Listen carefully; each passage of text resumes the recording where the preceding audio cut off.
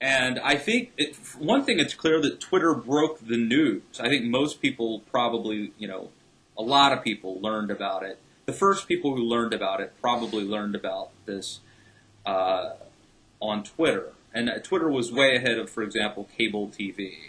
I think we, monitoring Twitter, knew about what happened in Boston, maybe 30 minutes or so before any TV referenced it. I think that's true. That's my recollection, at least. But then, of course, you later on have a lot of disinformation being spread on Twitter. You have people, I think, being snarky, saying kind of inappropriate things on Twitter.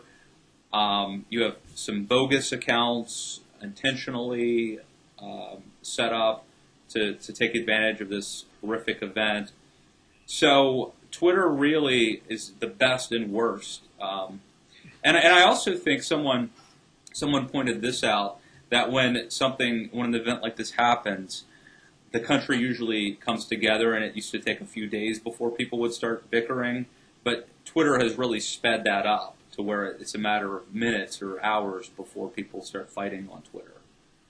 Right. I mean, Twitter has a role to play, but the notion that it's going to supplant actual journalism is ridiculous. And it was within, I think, 5 minutes of this happening where I'm seeing on my Twitter feed, where is cable TV?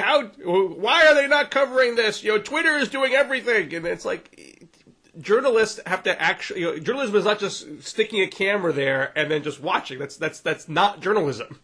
That's voyeurism. Right. Journalists have to actually try to figure out what is going on.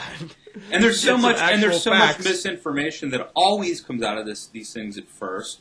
And Mother Jones, and I'm sure others, but Mother Jones, I thought, give them some props here, had a pretty good rundown of the misinformation that was spread, I think mostly on Twitter. And there's a lot of it. There were some big things that we got wrong, and had there been more time to vet things and report things, then some of those mistakes probably wouldn't have been made.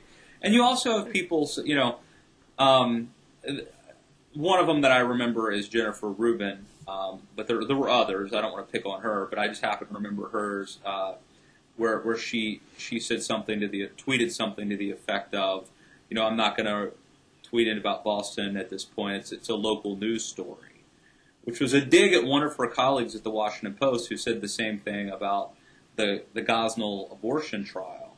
And I mean, in another event, that would have been perhaps a nice, snarky observation, but in the context of this horrible, horrific terrorist attack, that it certainly wasn't appropriate. And then, of course, there was all the questioning about whether or not it should be called a terrorist attack, and the fact that Barack Obama didn't initially, was brought up a lot of conversation and controversy. Well, I want to talk about the whole calling it terrorism thing a little bit more in depth. I just want to finish up the media part of this. I mean, I feel like, forgive me if I'm making just a painfully obvious point, but in any breaking situation, there will be rumors. There will always be rumors. There will always be people who say things with half-baked information that get misinterpreted very quickly. And sometimes it could even be information that the police or that a source or someone who actually might be in the know says, but they just get it wrong because things are breaking. So it could be a legitimate reporter who hears from a legitimate source. We think that there's X number of people injured, and it could be wildly wrong because it's premature. Right. The point of journalism is to examine rumors and make sure they are correct before sharing it with the larger world.